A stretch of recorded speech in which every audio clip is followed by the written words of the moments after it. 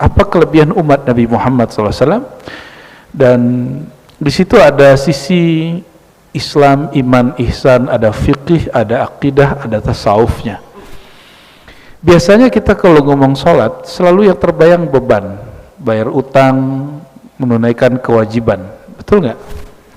Tapi dalam bab al-khasais al-Muhammadiyah, keutamaan umat Nabi Muhammad SAW, maka sholat itu bukanlah beban. Sholat itu justru hadiah dari Allah Subhanahu wa Ta'ala, bahkan kalau boleh disebut fasilitas. Orang pintar itu diberi fasilitas, dia pakai atau dia tolak? Dia pakai. Ya, ada fasilitas kok ditolak, sombong amat. Ya.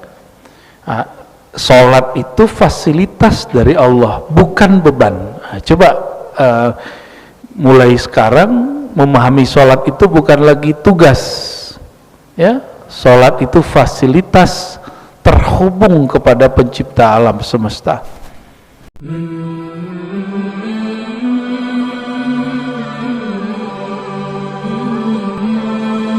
Alhamdulillah Rabbil Alamin, alladhi ja'alana min ummati sayyidil mursalin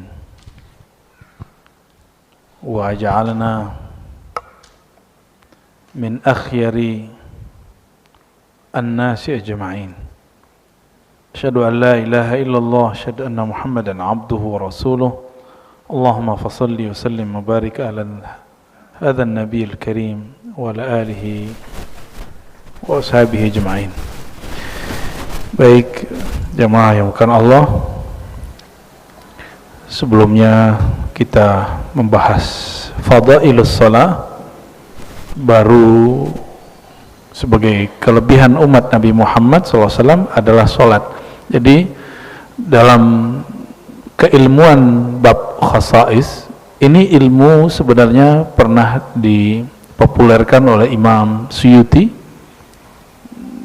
tapi Imam Suyuti berbicara tentang kekhususan Nabi, sedangkan kekhususan umat Nabi Muhammad SAW hampir belum ada yang sedetail Sayyid Muhammad Alawi Al-Maliki dalam menulis. Maka ini boleh disebut fannun jadid, ilmu baru. Ini yang disebut mujtahid. Jadi mujtahid itu tidak mesti kemudian melawan para imam sebelumnya, tapi mereka mampu membaca dalil yang sama tapi menubuhkan ilmu yang baru, gitu ya. Sama-sama zikir la ilaha illallah, tapi kemakrifatannya berbeda dengan orang lain. Itu yang disebut kemajuan spiritual. Dan Abuya Sayyid Muhammad Alawi Al-Maliki, orang yang paling pantas disebut Abuya, ya, beliau berhasil kemudian mengumpulkan apa kelebihan umat Nabi Muhammad SAW, dan di situ ada sisi Islam, iman, ihsan, ada fikih, ada akidah, ada tasawufnya. Biasanya kita kalau ngomong sholat selalu yang terbayang beban, bayar utang, menunaikan kewajiban, betul nggak? Tapi dalam bab al-khasais al-Muhammadiyah, keutamaan umat Nabi Muhammad SAW, maka sholat itu bukanlah beban. Sholat itu justru hadiah dari Allah Subhanahu wa Ta'ala, bahkan kalau boleh disebut fasilitas. Orang pintar itu diberi fasilitas, dia pakai atau dia tolak? Dia pakai. Ya, ada fasilitas kok ditolak, sombong amat. Ya. Nah, sholat itu fasilitas dari Allah, bukan beban. Nah, coba mulai sekarang memahami sholat itu bukan lagi tugas, ya. Sholat itu fasilitas terhubung kepada pencipta alam semesta. Nah, mohon maaf Bapak Ibu, saudara-saudariku, punya nyimpen nomor orang penting, ya. bisa dapat nomor orang penting itu hebat nggak? Bisa menghubungi dia kapanpun, hebat nggak? Berarti kita juga orang penting. Dan banyak sekali teman saya, waktu saya minta nomor salah seorang guru dulu ya, terus dia bilang, oh sorry, ini nomor khusus buat gua katanya, lo nggak dapat. Gaya bener ya. Terus dengan bangga dia ngomong gini, kalau aneh nih nelpon Tuan Syekh itu kapan aja bisa, pasti dibales, dan dia bangga. Bayangkan punya nomor, punya akses kepada orang penting, itu membuat seseorang berbangga. Apa pendapat saudara-saudariku semua? Adakah yang lebih penting daripada Allah Subhanahu wa taala? Lalu kalau kita punya fasilitas untuk berkoneksi, terhubung kepada Allah kapanpun itu, bukankah itu fasilitas? Namun masalahnya, seberapa dahsyat koneksi itu jawabannya sederhana, seberapa dahsyat kita dapat terhubung ke dalam diri. Karena Allah itu sangat dekat dengan sang diri. Maka siapa yang kenal dirinya, dia kenal Allah ilahinya, Allahnya. Kalau nggak kenal dirinya, nggak bisa kemudian berkomunikasi dengan Allah Subhanahu wa taala. Mohon maaf, masih gatal-gatal dikit ya. Betapa banyak tetangga sering ngomong begini ketika ada orang penting wafat di komplek dia. Loh, emang dia kiai, emang dia ustadz gitu. Ketika ada orang banyak datang, mereka kaget. Jadi kita sering terhijab oleh, masa sih dia ustadz gitu, masa sih dia, perasaan dia dulu orang-orang biasa aja. Oleh karena itu, mengenal sang diri ini menjadi mahar untuk merasakan bahwa sholat itu fasilitas tercepat kepada Allah Subhanahu wa taala. Nah, ini yang dikupas oleh beliau tentang fasilitasnya, bukan sang dirinya. Kalau ingin mengkaji sang dirinya, itu belajar tasawuf di luar ini. Kalau beliau sedang berbicara tentang fasilitasnya. Sebelumnya kita sudah membahas keutamaan umat Nabi Muhammad SAW, yaitu sholat itu dijadikan sebagai obat bagi ruh dan jasad. Ini halaman 62. Sekarang kita masuk ya kepada bagian setelahnya ya. Setelah beliau menyebutkan ternyata sholat itu amalan paling afdal karena gabungan zahir batin. Itu sebabnya tidak disebut sholat, hakikat sholat kalau dia sholat secara zahir tapi batinnya lalai. Fawailul lil musallin, celaka bagi orang yang merasa sholat. Itu belum disebut sholat. Itu hanya orang yang kegeeran, yang sok-sokan merasa sholat. Beda sekali ya.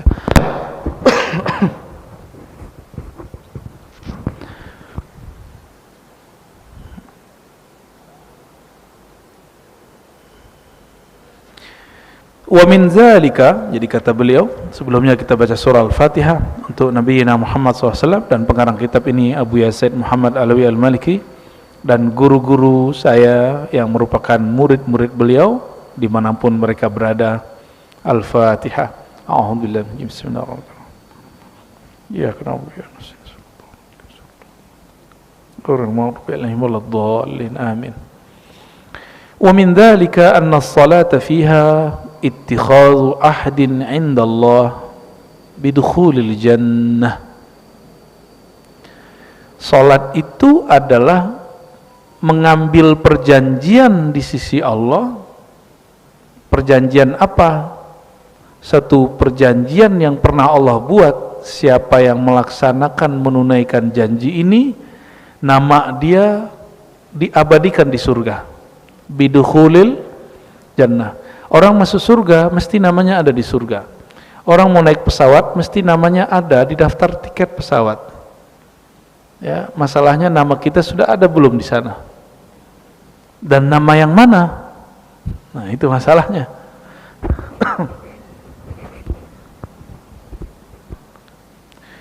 Dari Ubadah ibn Samit radhiyallahu taala anhu, ini Sayyidina Ubadah ini sahabat Sayyidina Ali, beliau mengatakan, sami'tu Rasulullah sallallahu alaihi wasallam yaqul, aku mendengar baginda Nabi Muhammad sallallahu alaihi wasallam bersabda, ya, khamsu salawatin katabahunna Allahu 'alal ibad. Ada 5 salat yang Allah wajibkan, Allah sederhanakan untuk hambanya, maka faman jaa bihinna, siapa yang melaksanakannya, walam yudayya minhunna, dan tidak menyia-nyiakannya syai'an sedikit pun, istighfafan karena melalaikannya, kana lahu indallahi ahdun ayyudkhilahul jannah, maka Allah berjanji kepadanya dia pasti masuk surga. Ya, kita kan pengen masuk surga tuh. Kita Bapak Ibu kalau sudah belajar bab rohani, kita ingin masuk surga bukan karena surganya, tapi karena di surga kita ketemu dengan baginda Nabi Muhammad SAW.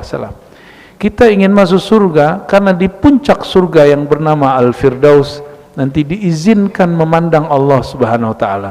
Kalau bukan karena itu, kalau cuma karena punya beristrikan 70 sekian, makan minum yang banyak, khamar cukup di dunia. Orang bisa punya pasangan di dunia. Saya dengar ada seorang tua di sesepuh di Bangka punya istri 70. Wallahu alam gimana ceritanya. Ya, saya dengar ada seorang wali yang aneh di Jambi sudah meninggal punya istri 99. Ya mungkin dia 4 atau gimana saya nggak tahu. Tapi banyak sekali.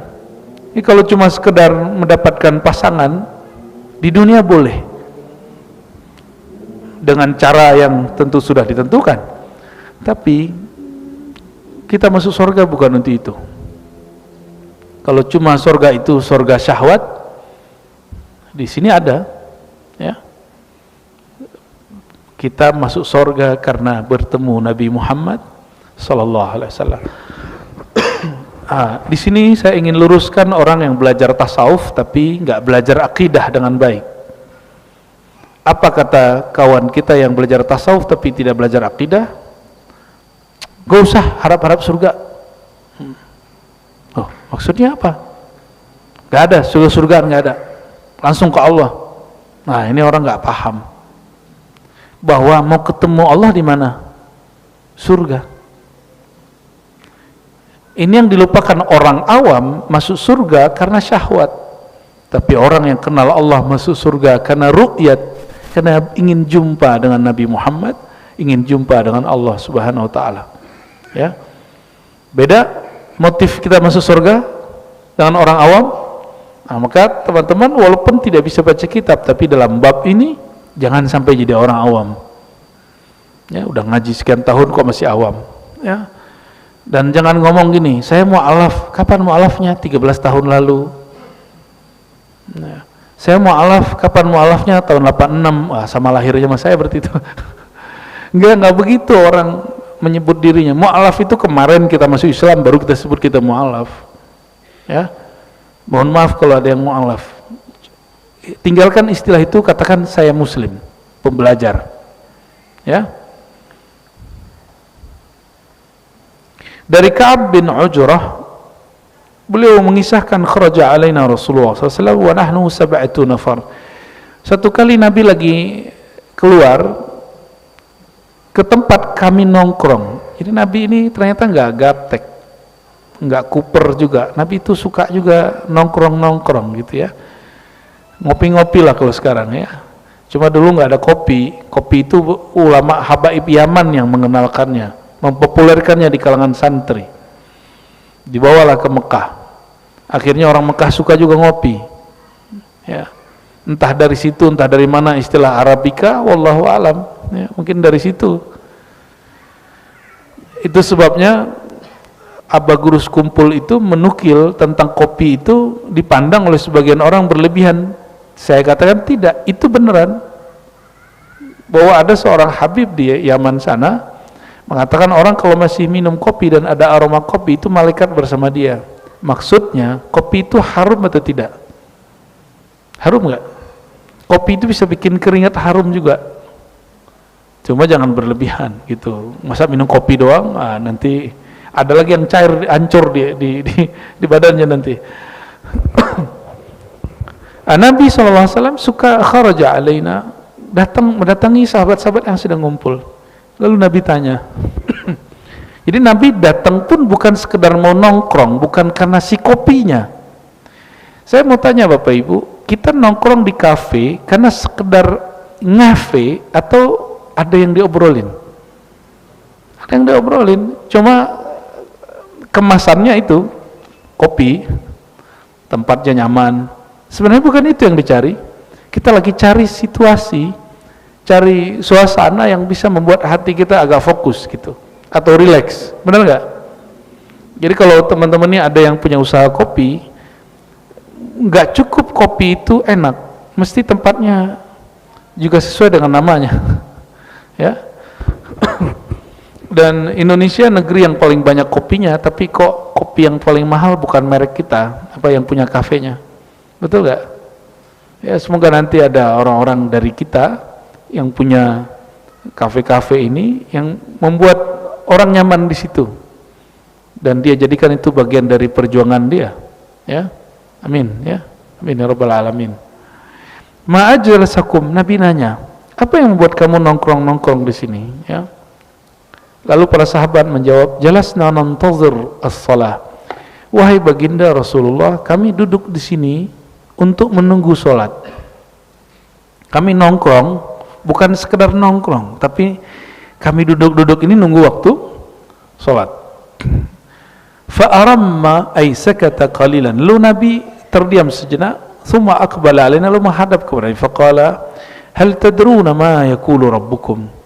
Ternyata Nabi keluar dari kamarnya sekedar menemui sahabat karena mendengar Allah berkalam.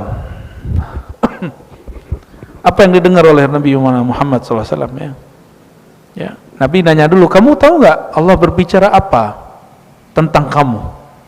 Lalu kami jawab, la, fa inna rabbakum yaqul, Allah berkalam, man shalla salata li waqtiha wa hafaza 'alaiha wa lam yudayyi'ha istighfafan bihaqqiha falahu 'alayya ahadun an udkhilahul jannah.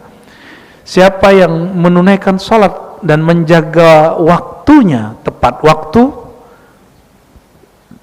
falahu 'alayya ahadun, maka dia telah mengambil janjiku, dia pasti masuk surga. Sudah begitu belum sama salat? Belum ya? Berarti belum tahu salat itu ngapain. Salat itu taunya cuma niat, takbir, Fatihah, sampai ujungnya Assalamualaikum. Itu ngapain itu? Orang salat itu ngapain? Niat, takbir, Fatihah, itu ngapain namanya? Baca-baca ya, baca hafalan ya. Hafalannya dikit juga paling kuliah kulhu, alakumut takatsur, alam nasyrah. Enggak juga kita setoran hafalan. Ngapain sholat itu? Apa yang dilakukan seseorang di dalam sholatnya? Maka kita loncat sedikit ya, di halaman 63 bagian bawah, anna salata silatul abdi bi rabbih tarfa'ul hujuba bainal musalli wa baina rabbih azza wa jalla. Salat itu silat. Kata silat diambil dari ini. Yang bikin silat kan kiai di Sumatera, di Jawa, bikin namanya nyambung hati dengan Allah, lalu diturunkan dalam bentuk gerak jurus dan kuda-kuda, disebut silat. Maka silat itu ada silat yang cuma jurus zahir, ada yang silat hakiki, yaitu terhubungnya gerak hati kepada Allah, sehingga dia mengatakan la fa'ila illallah, tiada gerakku kecuali digerakkan Allah. Itu baru namanya pesilat sejati. Jadi ini mohon maaf, saya tidak mau menggurui para jawara, tapi kalau ada di antara antum ini jawara, ente belum jawara kalau belum fana dalam fi'il perbuatannya Allah, belum mengatakan, belum merasakan gerakku ini adalah geraknya Allah, tiadalah gerakku kecuali digerakkan Allah. Jadi kita tiadakan gerak kita, lalu kita nyatakan bahwa Allah yang bergerak. Bukan berarti kita salah, lalu Allah yang disalahin, bukan. Kalau Allah yang bergerak, kalah atau menang? Sempurna atau kurang? Kalau kita geraknya kurang, berarti kita belum fana, belum lebur dalam cinta fiilnya perbuatan Allah Subhanahu wa taala. Sahabat-sahabat Nabi itu dapat gelar Saifullah, pedangnya Allah. Itu maksudnya apa? Dia kalau nebas bukan dirinya lagi yang nebas, itu sudah Allah yang bekerja. Maka Sayyidina Hamzah satu orang bisa ngelawan 5 orang dan itu kuat. Antum kuat nggak? Satu orang lawan 5 dan itu kalah semua. Itu Sayyidina Hamzah, ya. Maka disebut di sini as-salat, anna-salat fiha silatul abdi bi rabbi. Salat itu adalah silat. Silat artinya penghubung antara si hamba dengan Tuhannya, ya. Antara kekasih dengan yang dikasihinya.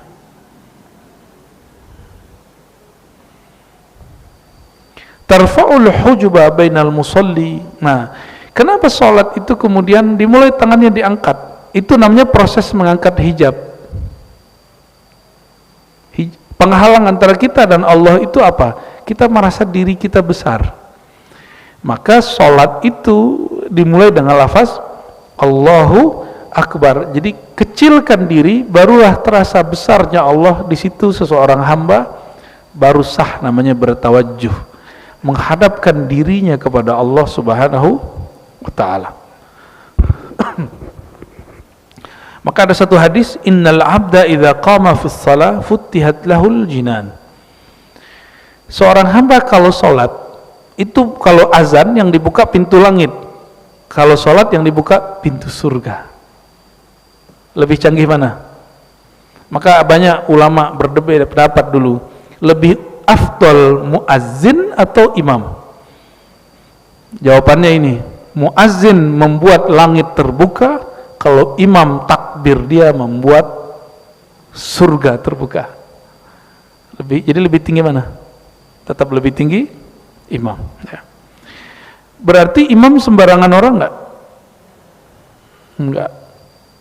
Kata Al-Habib Abdullah Al-Haddad, ya, dalam Tasbitul Fuad, ya, meskipun di antara anak-anak kami, remaja kami banyak yang hafiz Quran, tapi kami tidak yuqaddimuhu fis shalah, tidak menjadikan dia imam. Kenapa? Yang imam mesti yang kenal Allah, bukan orang yang hafal kalam Allah. Kenal Allah, bukan hafal. Kalau cuma hafal, burung beo bisa. YouTube juga hafal. YouTube 30 juz ada nggak? Ada, Pak. Orangnya kenal, bukan tua. Sorry, jangan sok-sokan sok tua. Emang antum kalau tua terus berhak jadi imam? Tua-tuaan lah. Nggak ada urusannya tua, ya. Ketika Nabi SAW menyebut tua, itu ada asbabul wurudnya, ada kronologisnya. Ada satu angkatan sahabat umurnya berbeda, tapi Islamnya sama, hafalannya sama. Lalu ada perdebatan di kalangan sahabat, siapa yang jadi imam? Nabi bilang, yang duluan Islam.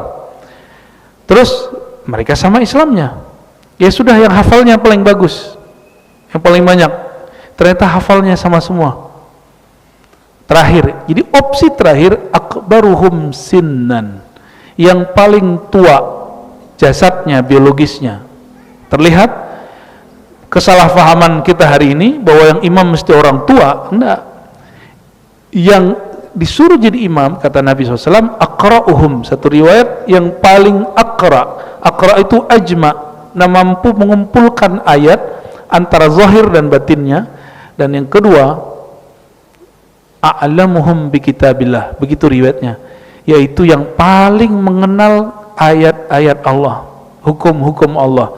Berarti yang jadi imam itu orang yang tua kealimannya, bukan yang tua hafalan dan jasadnya, bukan, ya. Jadi mohon maaf, kebanyakan kita masih terjebak dengan pemahaman tua-tua, ya.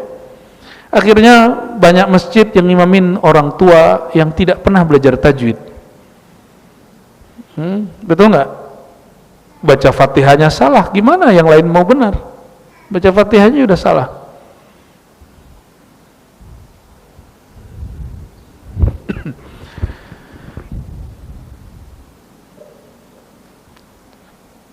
Yang sering sholat di awal waktu banyak nggak? Atau senangnya di akhir waktu? Nah, dua-duanya, tiga-tiganya pertengahan waktu itu ada dalilnya semua ya.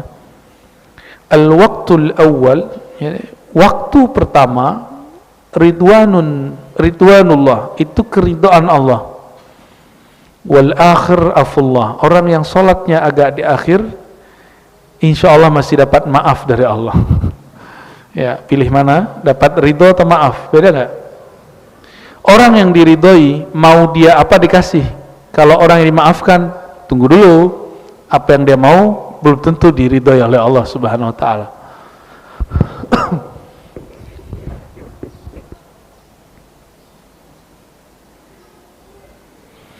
Ternyata Allah itu yang maha sempurna tetap saja memamerkan solatnya seorang hamba kepada malaikat di langit. Ya, ada satu riwayat di sini masih halaman 63 ya. Dari Sayyidina Abu Hurairah radhiyallahu taala anhu, Nabi sallallahu alaihi wasallam bersabda, "Yata'aqabuna fikum", bergantian kepada kamu para malaikat, yaitu malaikatun bil lail wala malaikatun bin nahar, yaitu malaikat siang dan malam.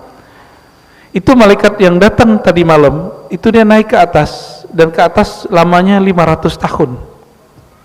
Jadi dia nggak turun-turun lagi tuh. Makanya subuh tadi disebut masyhuda. Ya. Bacaan subuh tadi itu disaksikan. Siapa yang menyaksikan?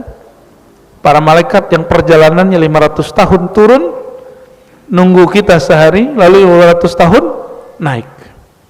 Lama atau sebentar itu? Lama sekali. Maka malaikat yang naik itu dia nggak turun lagi. Jadi yang turun tuh malaikat yang lain lagi. Malaikat yang sudah naik melapor, dia tugasnya selesai, nanti muncul malaikat yang baru.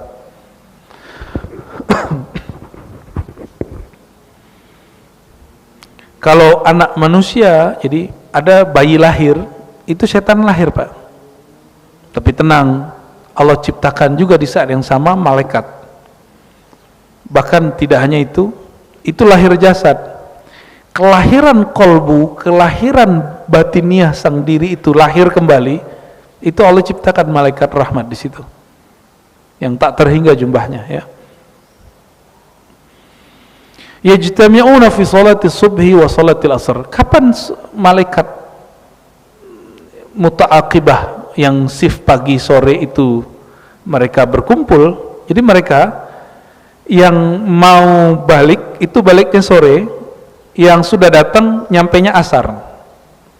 Jadi waktu asar nanti dan waktu subuh. Jadi subuh itu ada yang turun juga, ada yang naik. Itu mereka ketemu. Jadi yaltaquna fi zamanain, mereka ketemu di dua waktu, subuh dan asar. Maka orang-orang yang kumpul, yang bangun di jam-jam itu, nama dia tidaklah masyhur di bumi, tapi nama dia masyhur di langit. Jadi mau viral di langit? Mau viral di langit? Hidupkan subuh dan asar, ya. Yang paling berat itu asar, bukan subuh. Asar itu masa kita capek pulang kerja.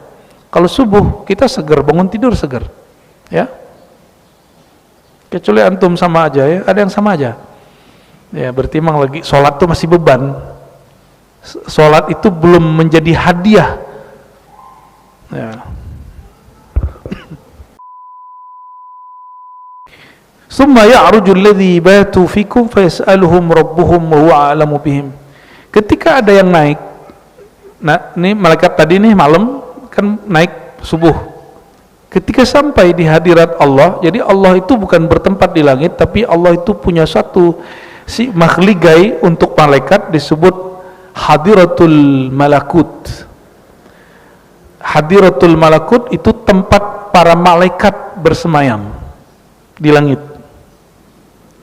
Di situ Allah bertanya, wahai para malaikatku, dalam keadaan apa hambaku engkau tinggalkan? Kira-kira antum tadi dijawabnya gimana tuh? Salat subuh ya? Alhamdulillah. Bahkan malaikat lanjut, setelah mereka subuh ya Allah, malaikat taklim membicarakan engkau, membaca ayat-ayat engkau. Ya. Taraknahum wa hum yusallun wa atainahum wa hum yusallun. Kami tinggalkan mereka, mereka salat, dan kami datang kepada mereka, mereka salat. Jadi sore kami datang, mereka salat. Kami tinggalkan mereka subuh, mereka lagi salat. Atau sebaliknya, sore kami datang ya Allah, mereka main handphone. Pagi kami tinggalkan, mereka juga masih main handphone. Gitukah? Kira-kira Allah begitu dengar gimana tuh? Rasulullah nanya juga, ini kan hanya riwayat mengenai tentang malaikat dan Allah. Rasulullah juga nanya, Bapak Ibu, umatku lagi ngapain? Nanti malaikat bilang, wahai Rasulullah, ini aku malaikat sayyarah, tugasku menyampaikan salam umatmu. Dia bangun tidur salawat, masuk rumah salawat, naik kendaraan salawat, mau ngapa-ngapain salawat. Nabi kemudian tersenyum. Itu malaikat, namanya malaikat sayyarah. Malaikat yang namanya kalau bahasa Arab artinya malaikat mobil. Tapi ini bukan mobil, ini malaikat cahaya. Jadi dia cepat sekali melaporkan salawat kita kepada Nabi Muhammad sallallahu alaihi wasallam. Bapak saudara saudariku yang bukan Allah, kalau kita kerja di satu institusi, kita punya atasan, senang nggak cari perhatian atasan? Ya, ingin berbuat, lalu program yang berhasil itu dianggap sebagai keberhasilan kita, benar nggak? Betul? Ya, yang pernah kerja lah, atau ini pada pengangguran semua, atau pada ngantuk semua ini. Kita ingin cari perhatian orang di atas kita. Nggak usah jauh-jauh anak kecil, anak-anak, dia mau bikin sesuatu, dia ingin nunjukin loh ke orang tuanya. Mah gitu, nunjukin kan? Nah, si bapak ibunya sibuk nonton sama main handphone. Rasanya nggak asik ketika nggak diperhatikan. Tapi ternyata Allah Maha memperhatikan. Dan ini Allah itu selalu nanya, padahal wa huwa a'lam, sedangkan Dia Maha tahu. Jadi Allah itu Maha tahu tapi masih nanya. Jadi tugas malaikat melaporkan walaupun Allah sudah tahu jawabannya. Ya.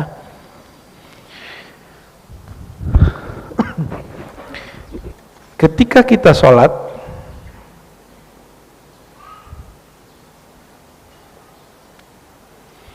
maka rohani orang itu justru melewati hadrohnya malaikat. Namanya hadratu rabbil arbab, hadirat Allah. Nah, ini coba kita baca ya. Wa min dzalika, dan di antara rahasia salat itu, kekhususan salat umat Nabi Muhammad SAW, fiha al-iqtirabu min hadrati rabbil arbab. Ini perhatikan, melihat sesuatu dengan dekat dengan sesuatu itu beda nggak? Melihat, mungkin Bapak Ibu senang seorang artis atau tokoh politik misalnya, melihat dia dengan mendekat kepadanya beda nggak? Beda? Ya. Itu kenapa kita kalau ketemu guru kita, orang-orang yang kita suka, artis yang kita idolakan, kita nggak hanya pengen lihat dia. Setelah melihat, kita ingin abadikan dengan berfoto. Bid'ah zaman now. Ya, yang tidak pernah ada di zaman Rasulullah SAW. Ya, sahabat ada nggak begitu? Ya Rasulullah, nggak ada ya. Para sahabat menyimpan capture fotonya di kolbunya, disimpannya di kolbunya, disimpan di dalam khayalnya. Maka kemanapun Sayyidina Abu Hurairah memandang, yang dia pertama lihat itu nur Nabi Muhammad SAW. Itu Abu Hurairah. Dia mau makan, mau minum, yang terbayang Nabi dulu. Dia teringat gimana cara Nabi makan. Gitu. Sayyidina Abu Hurairah ya, meriwayatkan bahwa Rasulullah SAW bersabda, ini hadis riwayat Imam Muslim, aqrabu ma yakunul abdu min rabbih azza wa jal wa huwa sajidun aqrabu ma yakunul abdu bi rabbih azza wa jalla wa huwa sajidun. Sedekat-dekat hamba kepada Allah itu dia di dalam salat, dan salat itu ada lagi yang lebih dekat, yaitu sujudnya. Maka ada ayat di surah Al-Alaq ayat 19, ujung Iqra ujungnya apa? Wasjud waqtarib. Dulu Nabi awal-awal baca ayat ini sujud sajadah, tapi belakangan tidak diamalkan oleh para imam, kecuali 1-2 imam. Wasjud, sujudlah kamu, waqtarib. Nah, kalau saya menerjemahkan bukan mendekatlah, sujudlah kamu, niscaya kamu didekatkan kepadaku, gitu. Dan lagi-lagi Bapak Ibu, kenapa sujud itu terdekat? Seandainya Allah itu di langit, di aras, maka orang yang di gunung lebih dekat daripada kita. Jadi yang tinggal di apartemen lantai 30 itu lebih dekat kepada Allah, betul nggak? Itu perkataan Ibnu Taimiyah yang paling aneh, yang digelari Syekhul Islam mengatakan itu. Maka ulama di zamannya kemudian menyidang beliau, lalu jawabannya nggak memuaskan, akhirnya masuk penjara. Apa kata Ibnu Taimiyah?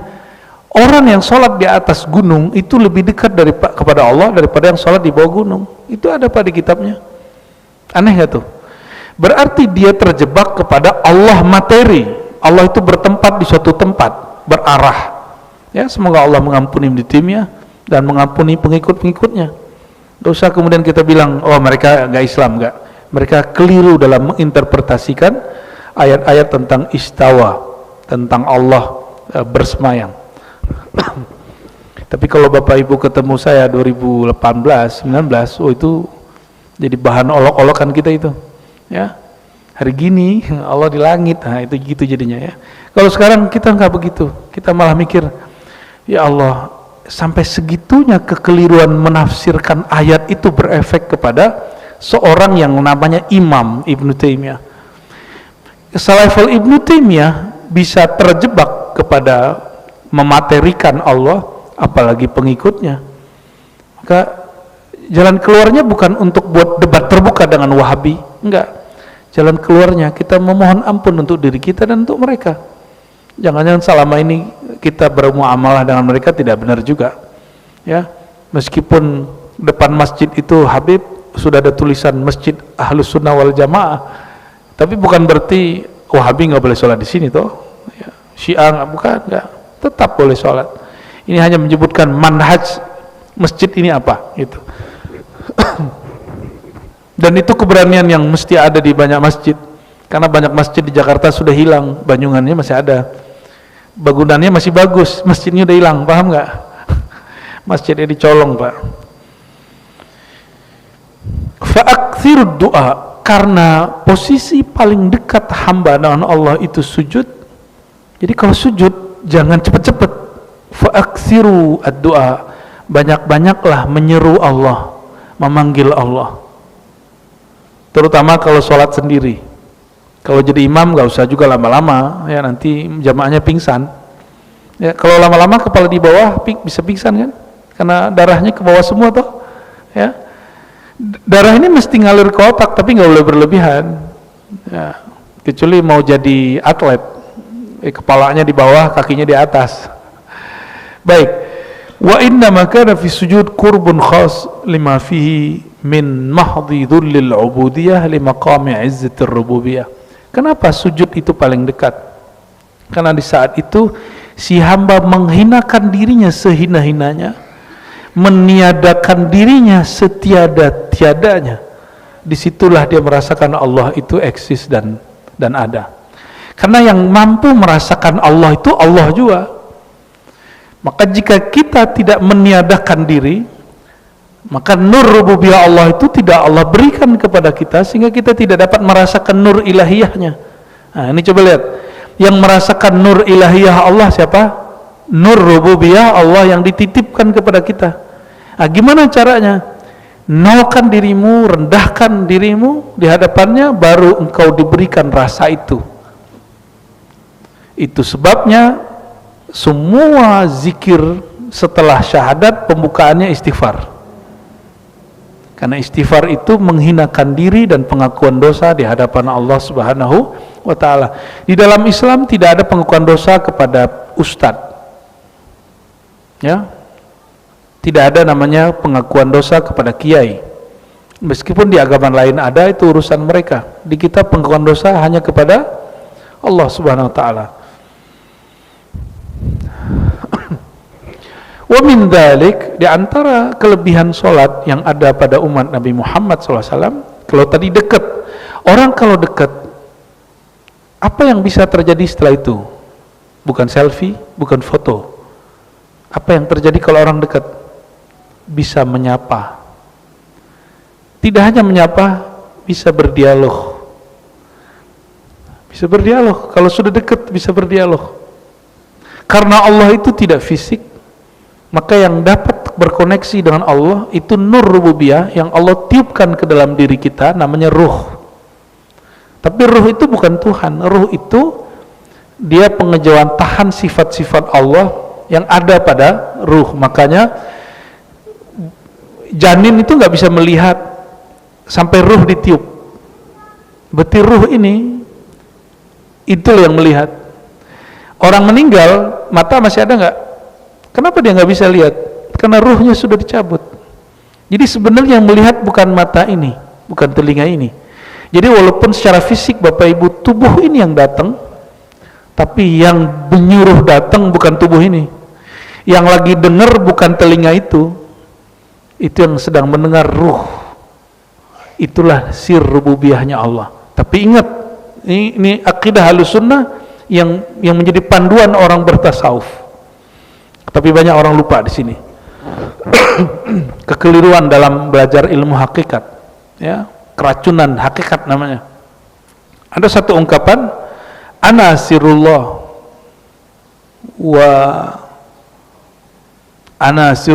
wa huwa sirri, ya, wa ana sirrul insan, ya. Manusia itu sir aku, sir Allah, sedangkan aku sirnya manusia.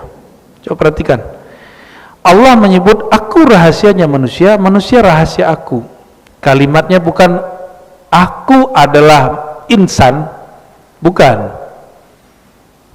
Kalimatnya apa?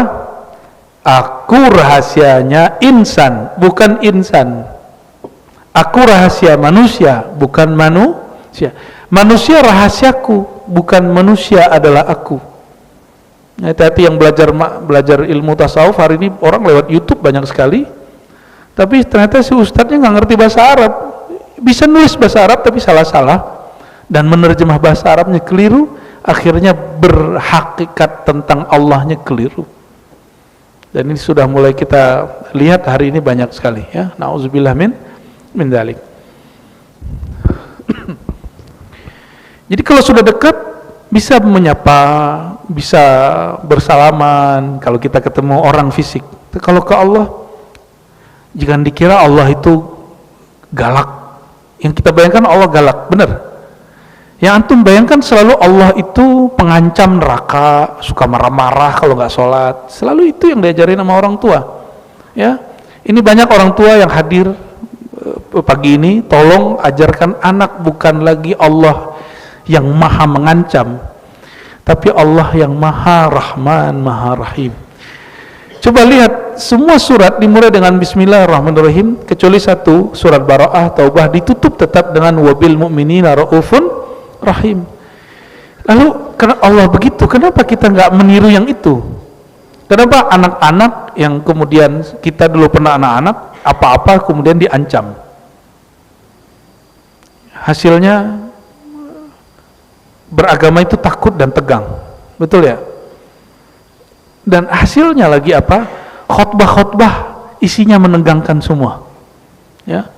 Padahal khotbah kajian itu harusnya syahdu di dalam kolbu, karena itu membuat kita bisa terkondisikan kepada Allah Subhanahu wa ta'ala. Maka saya nggak sedih Bapak Ibu kalau Bapak Ibu lapor saya kalau nggak bisa tidur terus dengerin pengajian Buya gitu. Saya nggak sedih Pak, saya malah seneng. Oh, berarti Allah izinkan kajian saya, mungkin suara yang Allah berikan ini suara dari Allah, bukan dari ciptaan Bapak Ibu saya. Ilmunya ilmu milik Allah, bukan ilmu saya. Allah izinkan mengantarkan tidur seseorang. Seandainya orang itu mati lagi tidur, dia mati dalam ilmu Allah Subhanahu wa ta'ala, ya. Dan dalam ilmu psikologi, orang nggak bisa tidur kecuali gelombang otaknya mulai tenang. Semoga Allah jadikan suara ini menenangkan, ya. Tapi jangan tidur di depan saya.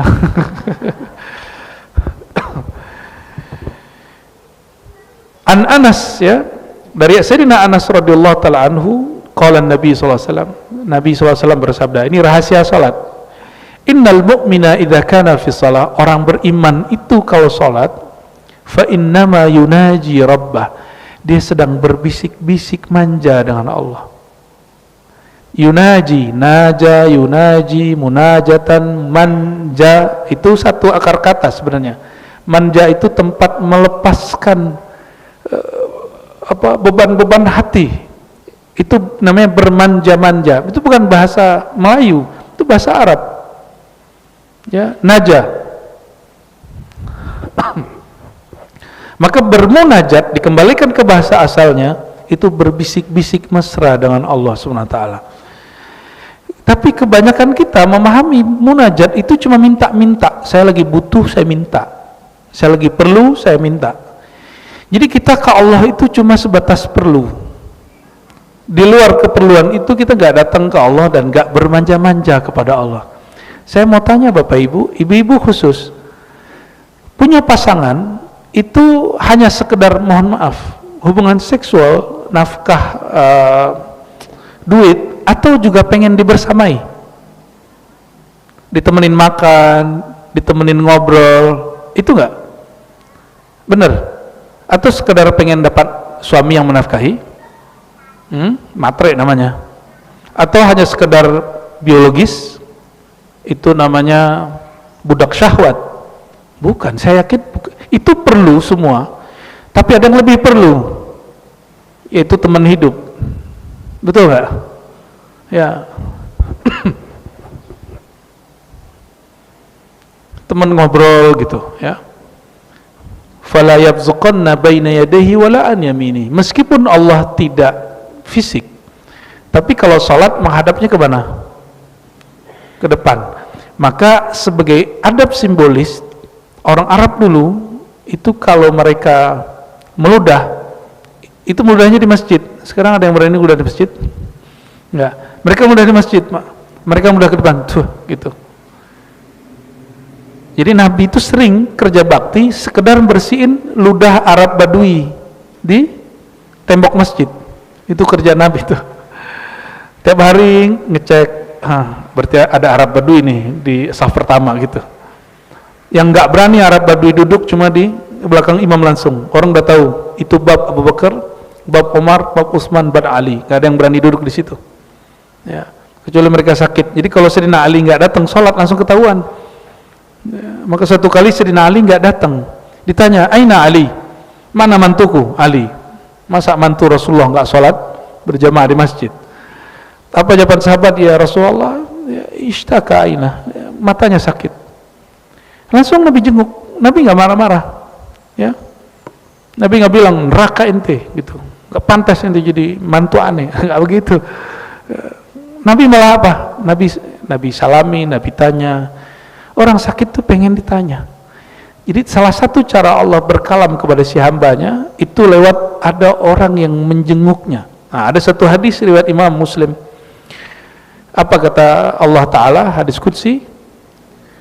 Ya abdi, wahai hambaku, maritu falam ta'udni, aku sakit, kenapa engkau tidak jenguk?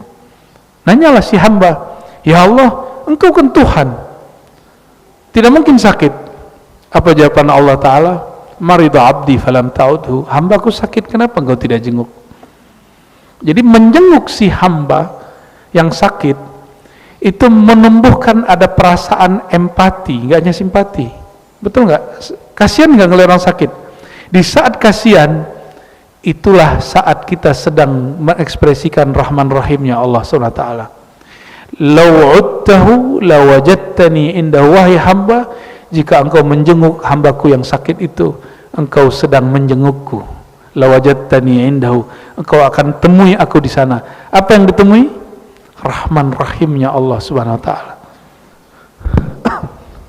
Jangan GR terus ngomong gini, saya ini kalau dapat ilham tentang orang mati pasti mati. Bangga dia. Ya, emang kamu siapa? Ya. Saya mau tanya nih Bapak Ibu yang asik dengan ilham-ilham sampah itu ya, mohon maaf. Orang itu mati karena kita dapat ilham atau karena Allah menakdirkan dia mati? Nih, 02 menang nih. Ya. Itu karena ada wali mengatakan, saya dapat ilham, si Anu menang. Si Anu menang itu karena ilham si wali atau karena kehendak Allah? Kita sering kejebak, sering takjub. Ini yang disebut muhlikat, yang membuat seorang hamba itu amalnya binasa, dirinya binasa ketika dia yu'jib, ya, dia takjub kepada dirinya, amalnya, ilmunya. Jadi nggak boleh Bapak Ibu. Yang boleh itu menceritakan nikmat Allah karena dia dari Allah, bukan karena itu ada pada kita. Ya. Ini bagian terakhir barangkali ya. Jadi ketika kita sholat, batuk, Bapak kalau batuk tutup tangannya, karena kita sedang menghadap ke Allah, ya, batuk ke bawah. Karena kalau ke kiri ada orang juga, ya, benar nggak? Nah, dalam hadis ini menarik, sebelah kananmu malaikat, sebelah kirimu syaitan atau jin. Nah, ini ungkapan majazi sebenarnya, bukan hakiki, karena malaikat ada kiri kanan kita, jin, syaitan juga ada kiri kanan kita, ya.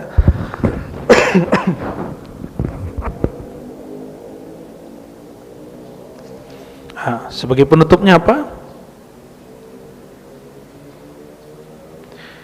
Anna salata fiha tawajjuh wal ikbal ala Allah. Salat itu adalah tawajjuh.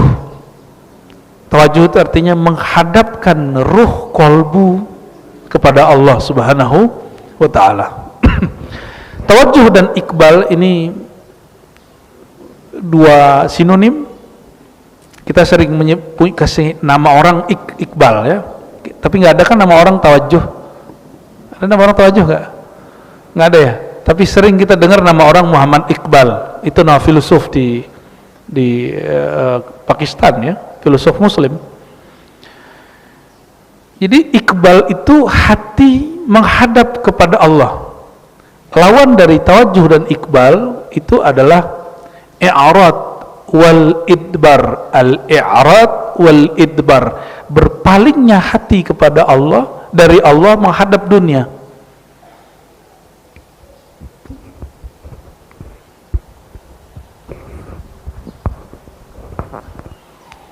Oleh karenanya, ini asrar daripada baca doa iftitah yang ada kalimat wajjahtu. Wajjahtu itu betul-betul membuat seseorang kolbunya berhadap kepada yang membolak-balik kolbu, ya. Nah, Sayyidina Ibnu Umar mengatakan, Nabi SAW bersabda, idza kana ahadukum yusalli fala yabsuq qibla wajhi fa inna Allah qibla wajhi idza shalla. Jika kalian salat, jangan meludah ke depan arah wajahnya. Fa inna Allah, perhatikan ini, sesungguhnya Allah qibla wajhihi, di arah tatapan wajahnya, idza shalla, jika dia salat.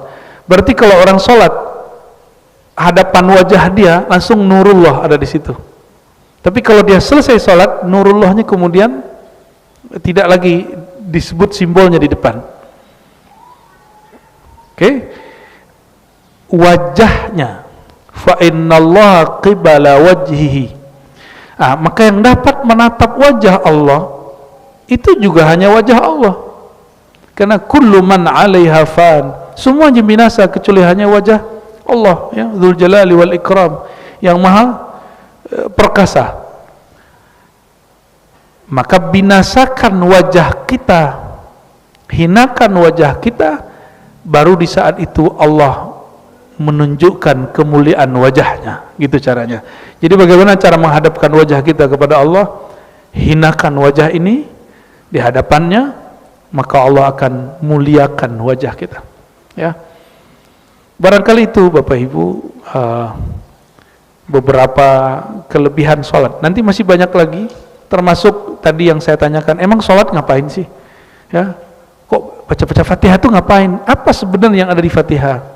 Nah, insya Allah di pengajian ba'da Ramadan, insya Allah nanti kita bahas lanjutan kitab ini. Jadi ini sekaligus tawakufan, dan seandainya umur kita masih panjang, semoga masih dipanjangkan Allah dalam kebaikan, kita lanjutkan ba'da Aid insya Allah. Jika tidak, ya semoga Allah ridho dan kita saling melepas memaafkan, ya. Dan ada tanya jawab? Ya, coba dibantu. Oke, langsung pertanyaan. Satu ibu, satu bapak, satu ibu deh, ya.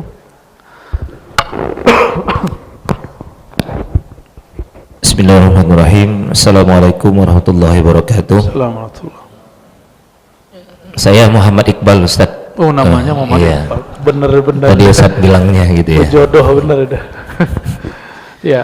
Ya, baik Ustaz. Afwan, saya ada dua pertanyaan, tidak panjang. Yang pertama, apa sih syaratnya kita itu untuk belajar tasawuf? Karena ini adalah tinggi, ya. Jadi biar tidak salah sasaran gitu untuk belajar tasawuf ini. Dari mana dulu kita harus belajar? Tidak langsung ke misalnya tingkatan itu tidak langsung naik ke atas, itu dari bawah dulu. Itu yang pertama, Ustaz. Ya. Yang kedua, saya punya rekan itu yang tarikat, Ustaz. Ya, tarikat gitu. Saya tidak sebutkan tarikatnya, tetapi aneh. Masalah sholat itu dia tidak mau sholatnya di masjid berjamaah. Alasan kalau sholat di masjid tidak khusyuk, tapi di rumah khusyuk, lebih baik sholat di rumah, kata. Nah, ini mohon klarifikasinya, Ustaz, seperti apa tarikat yang seperti ini. Terima kasih. Syukran. Jazakumullah khair. Assalamualaikum warahmatullahi wabarakatuh. Ternyata sang Iqbalnya datang. Apa syarat belajar tasawuf? Tasawuf itu ada menunya. Ada tasawuf akhlaki, ada tasawuf irfani, ma'rifat. Kalau tasawuf akhlak itu buah dari orang bermakrifat, maka sebenarnya tidak ada syarat tertentu untuk belajar tasawuf. Yang ada cuma punya diri, bawalah kepada Allah, itu syaratnya. Oh, nanti harus akidah harus benar dulu. Emang siapa sih akidahnya yang sudah benar langsung belajar tasawuf? Saya sederhana, tasawuf itu kata Imam Junaid al-Baghdadi, at-tasawuf kulluhu akhlaq. Semua tasawuf itu akhlak. Itu yang disebut tasawuf akhlaki. Dan akhlak itu nggak mungkin muncul akhlak mulia kalau orang nggak kenal dia sedang berhadapan dengan siapa. Maka saya menentang pemisahan tasawuf akhlaki, tasawuf falsafi. Itu pembagian orang di kampus. Masa ustadz ikut-ikutan? Masa mursyid ikut-ikutan? Kalau ngikuti ulama tasawuf, ada namanya mubtadi, mutawassit, muntahi. Pemula, menengah, advance. Musta'id, murid, wasil. Itu istilah-istilahnya. Jadi nggak ada istilah tasawuf falsafi, tasawuf sunni, itu istilah orang barat. Kiblat kita bukan barat. Tasawuf, yang ahli tasawuf, mursyid. Maka saya mengambil pengistilahan dari mursyid. Dan kita di buku, coba cari buku saya, Sufi Nusantara, Teologi Sufi Nusantara, ya, baru dicetak, ya. Di situ di bab 2 kita kemudian mengupas tuntas tentang bahwa pembagian tasawuf falsafi, tasawuf sunni itu tidak benar, ya, itu tidak tepat. Karena orang yang disebut akhlaki kadang lebih falsafi daripada yang falsafi. Selalu Imam Ghazali yang dijadikan akhlaki, padahal Imam Ghazali itu irfani, kema'rifatannya sangat dalam, melewati imam-imam yang lain. Jadi syaratnya apa? Syaratnya abdun, hamba, itu syarat belajar tasawuf. kun abdan takun muridan. Jadilah kau hamba, engkau boleh jadi murid. Nggak mesti belajar kitab Aqidatul Awam. Di zaman Imam Junaid nggak ada kitab Aqidatul Awam. Aqidatul Awam ditulis tahun 1800-an. Ya. Oh, mesti belajar fikih Syafi'i. Lah sebelum Imam Syafi'i sudah ada tasawuf. Imam Ja'far Shadiq. Ja'far Shadiq itu kakek guru Imam Syafi'i. Imam Malik, Imam Abu Hanifah berguru kepada Ja'far Shadiq. Ja'far Shadiq siapa? Cicit baginda Nabi Muhammad SAW. Kata Sayyidina Abu Hanifah, laula Ja'far lahalaka Nu'man ibn Thabit. Kalau nggak ada sufi bernama Ja'far Shadiq, ini Abu Hanifah yang kata orang imam hebat itu pasti binasa. Karena dia kagum nanti dengan ilmunya. Jadi ciri-ciri orang-orang ulama yang mulai dibinasakan oleh Allah, dia ujub dengan ilmunya, dia merasa bangga dengan ilmunya.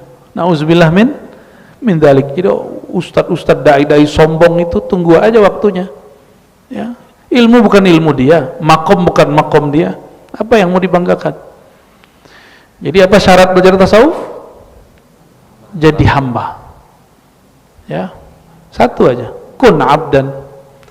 Karena bertasawuf itu definisinya itu banyak, tapi saya kasih dua kalimat saja, dua kata saja.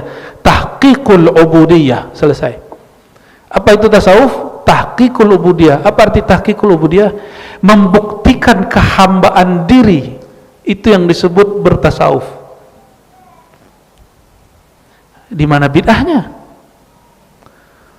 Adapun jujur sabar itu buah orang bertasawuf, bukan awal tasawuf. Kita sayang sekali, saya dengar di negara-negara di sekitar kita, Nusantara, Brunei entah Malaysia, saya lupa, itu ada pengajian buku tasawuf di sekolah agama, sekarang dihapus dijadi pengajian akhlak. Itu penurunan, nggak maju itu.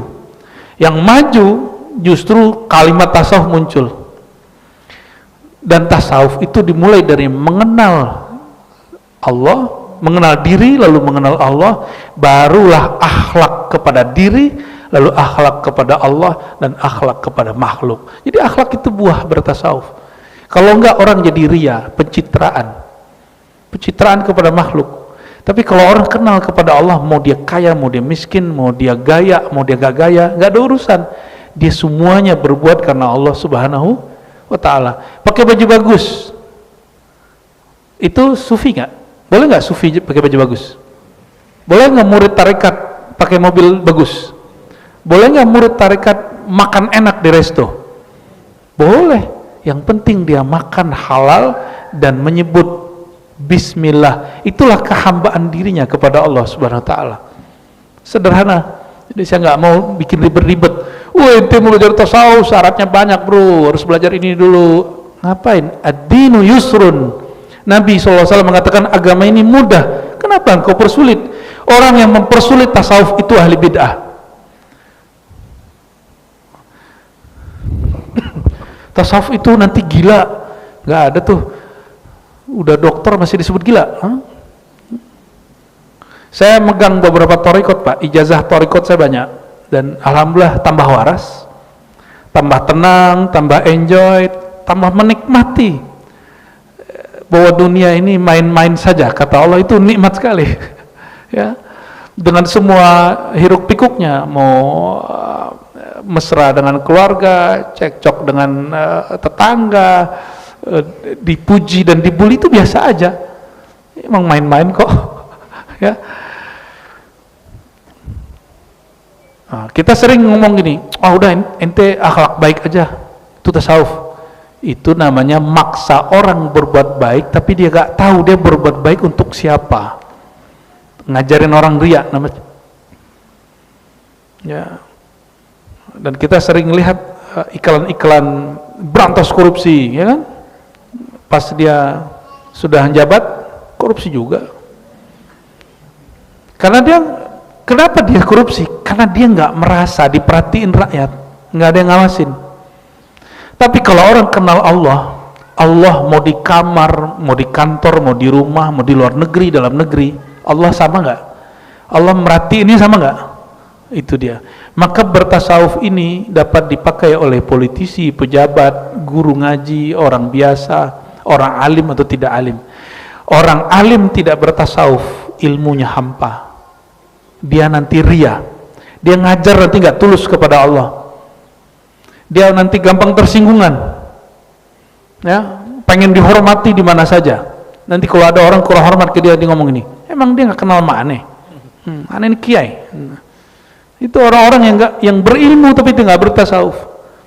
Tapi kalau orang berilmu dan dia bertasawuf, dia tahu bahwa ilmunya milik Allah SWT. Saya sering kasih pertanyaan, kita punya rumah, punya baju, punya kendaraan, terus ada orang tetangga bilang, ini punya saya.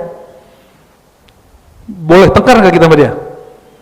Kita mau tengkar loh sama orang itu, bahkan sampai ke pengadilan kita bawa.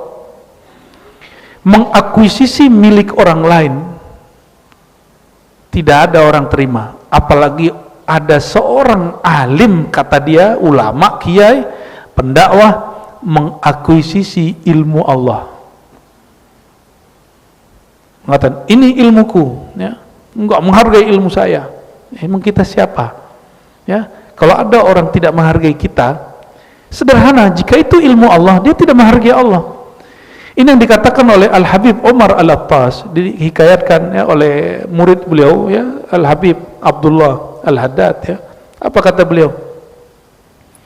Dalam Tasbitul Fuad jilid 2. Jadi beliau ini kalau naik kendaraan, ada orang yang bisa cium tangannya, ada cium kakinya, ada yang nggak sempat maka cium kudanya, dicium, ontaknya diciumin, sekedar menyentuh. Kalau nggak sempat cium maka dia sentuh, begini aja.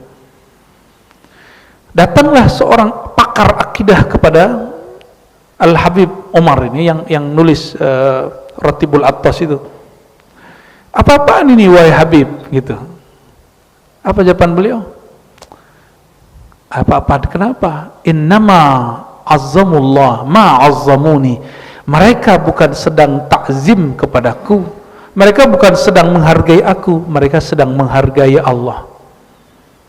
Itu kenapa kita menghormati ulama, bukan karena dianya pinter, tapi karena Allah menitipkan ilmunya pada dada orang itu. Sederhana aja, ya. Gitu Bang Iqbal, ya. Terjawab. Lalu kenapa orang tarekat masalah sholat itu bab fikih? Jadi ada fikih yang sifatnya am, ada fikih yang sifatnya khas. Fikih am itu umum, sholat di masjid lebih afdal 27 rakaat, itu umum. Tapi Imam Ghazali dalam jilid pertama Ihya ini sering dipahami oleh orang tidak faham. Kata beliau, untuk orang yang hatinya sedang dididik oleh gurunya karena penyakit riya, dia ikuti petuah gurunya, gurunya suruh dia sholat di mana. Jika dia sholat di rumah lebih selamat, maka dalam selama berlatih itu dia sholat di rumah. Selama apa? Berlatih, bukan selama-lamanya. Enak bener ente, kita rubuhin aja masjid, ya. Kalau emang kita sholat di rumah boleh apa biasa-biasa aja gitu. Jadi husnuzon kepada saudara penting sekali. Barangkali dia mengamalkan ajaran Imam Ghazali itu. Tapi setahu saya Imam Ghazali tidak pernah meninggalkan sholat berjamaah, ya, minimal sama keluarganya, ya. Jadi kalau nggak sempat ke masjid, ya sama keluarga kita lah, ya, tapi usahakan kalau bisa ke masjid. Satu dari ibu-ibu, yang mana nih, ya, sini deh, ya, boleh. Assalamualaikum warahmatullahi wabarakatuh. Assalamualaikum warahmatullahi wabarakatuh. Buya, saya mau bertanya tentang tadi ilham, tentang kematian dan kemenangan, ya. Gini, kalau ada seseorang yang melihat orang sakit nih, terus dilihat kayaknya nggak lama deh, kayaknya nggak lama. Bahkan dari pihak medis pun ada yang melihat, entah dia melihat dari kebiasaan atau sebelum kebiasaan gitu, sekarang menurut kayaknya ini tidak akan lama lagi. Jadi pihak medis tidak bisa mengambil tindakan perpanjang atau pengobatan lanjutan. Nah, kalau tindakan seperti itu apakah tidak mendahului takdir Allah, seolah-olah dia menjadi Tuhan, akan mati gitu. Padahal kan umur kematian itu bisa tahu sampai orang menutup mata dan tidak bernafas. Bagaimana itu, Pak Ustadz? Ya. Terima kasih banyak. Baik. Ada ilham, ada pengalaman, ada juga keilmuan. Nggak usah jauh-jauh, prediksi kemenangan calon presiden itu ada pakai survei, tahu nggak? Berdasarkan survei, maka muncullah dalam tanda kutip dukun-dukun politik yang kita sebut dia dukun politik, tapi kita dengerin juga gitu. Benar kan? Mereka memprediksi siapa yang menang dan itu terjadi. Apakah itu mendahului? Tidak. Sama dengan begini, Bapak Ibu. Ini yang sering kita salah pahami tentang kearifan lokal, yaitu tentang penanggalan. Kita sering menyebut, oh nggak ada tuh hari baik, hari buruk, semua hari baik. Emang benar semua hari baik? Ya, emang benar semua hari baik? Di sisi Allah semua hari baik, tapi kepada diri kita ada hari buruk. Hari kita lupa mengingat Allah, itu hari buruk. Lalu alam ini Allah ciptakan. Setiap hari Senin Allah kemudian, jadi hari Senin itu Allah menciptakan bunga. Hari Selasa Allah menciptakan api. Hari Rabu Allah menciptakan pengetahuan, dan terus sampai kemudian sampai 7 hari itu ada yang Allah ciptakan di situ. Lalu melihat kejadian setiap hari Senin, ada ulama-ulama ahli falak, belajar falak dari umat sebelum kita. Mereka mencatat tentang kejadian-kejadian alam semesta yang sifatnya kejadian berulang. Kejadian berulang. Contoh, sekarang orang bisa prediksi tahun 2000 sekian terjadi gerhana matahari, padahal belum kejadian. Itu berdasarkan apa? Kejadian masa lalu yang berulang, dihitung menjadi ilmu pengetahuan, namanya ilmu falak. Orang Jawa ada namanya apa? Weton apa? Weton itu sebenarnya ilmiah. Cuma sekarang yang pakar ilmiahnya sudah banyak yang meninggal. Yang muncul sekarang mitologinya, padahal dia ilmiah. Sama, tasawuf tarikat itu tadinya ilmiah sekali. Lalu mursyid-mursyid banyak yang meninggal, yang sisa adalah murid-murid yang suka keramat dan khurafat. Jadi kalau ketemu jumpa yang diceritakan halu, yang diceritakan keramat-keramat, nggak ada cerita ma'rifat. Padahal dulu kata seorang sahabat ini, Sayyidina Muaz, ketika ketemu sahabat lain mengatakan, ta'al nu'min sa'atan, kamu duduk sini dulu, kita beriman bicara tentang Allah sesaat. Jadi sahabat kalau duduk itu ngobrolin tentang hukum, ngobrolin tentang ma'rifat. Itu yang mereka sebut nu'min sa'atan. Nah, jadi ketika kejadian berulang, maka dicatatlah namanya zodiak, ramalan. Sebenarnya bukan ramalan, itu hanya pengalaman rumusan orang hidup yang lahir hari ini nanti begini, biasanya karakternya begini gitu. Bener gak? Yang lahir hari Senin sama Selasa beda gak karakternya? Beda loh Pak, anak saya ada yang Senin dan Selasa, dan itu beda karakternya. Dan kita ngikutin, oh ternyata ada bab ilmiahnya, dan kitab-kitabnya ada semua, ada al-mujarrabat, ada ilmu falak dan segala macam. Jika itu sebatas pengetahuan dan pengalaman, maka dokter mengatakan ini 3 bulan lagi mati nih. Dia tidak mendahului ilmu Allah, dia hanya berbicara pengalaman saya, kalau ada pasien begini 3 bulan lagi mati. Itu ilmiah nggak? Tinggal dibuktikan. Kalau dia nggak mati berarti keajaiban, gitu ya. Sama, percaya nggak Ibu, saya punya mertua itu pelaut. Jadi ayah saya nggak pelaut, jadi lagu nenek moyangku pelaut untuk istri saya. Untuk saya nggak berlaku itu bid'ah itu. Kalau saya nenek moyangku petani, kalau istri nenek moyangku pelaut. Mertua saya nggak sekolah, tapi dia belajar ilmu cara baca cuaca. Dia nggak perlu pakai alat-alat canggih. Dia bilang, ntar lagi hujan, kita jangan ke sana. Dia lagi melaut seminggu, sebulan, terus dia bilang ke awak kapalnya, jangan ke kiri, nanti ada badai. Mereka ketiduran, layarnya ke kiri, dan kena badai. Selama itu puluhan, mungkin 50-40 tahun dia ngelaut, dia nggak pernah tenggelam, Pak. Dan nggak pernah dibawa ombak gitu. Kenapa? Dia tahu ilmunya, kalau ada ombak nggak boleh hidupin mesin, nggak boleh ngayuh, nggak boleh pakai apapun. Jadi diem aja. Mau dibawa kemana terserah. Dia cukup lihat langit, nanti dia bisa baca. Ini bintang Sagittarius, ini bintang apa? Tapi pakai bahasa Jawa. Kalau bintang ini berarti ujungnya Kalimantan, bintang ini ujungnya Cirebon, bintang ini sampai dia bisa baca. Dan itu bukan bagian dari ramalan. Dia sama dengan kayak kita hari ini baca GPS, ya. Dan prediksi-prediksi yang kita hari ini sebut BMKG itu kan sudah ilmiah. Kenapa itu nggak disebut mendahului Allah? Karena ilmiah. Kenapa ilmiah yang dulu tidak disebut ilmiah? Karena sudah dapat ilmu dari orang Barat. Dan di situ saya tidak sepakat dengan kita meninggalkan para herbalis, lalu kita tuduh dia dukun khurafat setelah kita dijajah oleh pendidikan kedokteran Barat. Maaf ya Pak Dokter ya, ini ada berapa Pak Dokter ini? Ya, setuju? Oh, Pak Dokter setuju, alhamdulillah. Ya. Sebelum Belanda masuk kan nggak ada kedokteran di Indonesia. Dulu orang kalau berobat kemana? Ke dukun. Ini banyak yang lahir nih dukun nih ya. Dukun beranak lahir ini. Betul nggak? Jadi kita terjebak oleh kosakata hari ini yang membuat kita menolak kearifan masa lalu. Saya sedih sekali melihat perukiah itu ngata-ngatain kiai dan bilang, gak usah ke kiai itu khurafat, itu jin. Ternyata dia yang kejinan. Dia kalau ngelihat ada orang datang, oh ini banyak jin. Tahu dari mana? Imam Syafi'i mengatakan siapa yang ngaku bisa melihat jin, fahuwa kazibun dajjal, itu orang pembohong sejati. Karena yang bisa melihat jin cuma sejenisnya atau orang gila. Indigo itu yang dilihat bukan jin.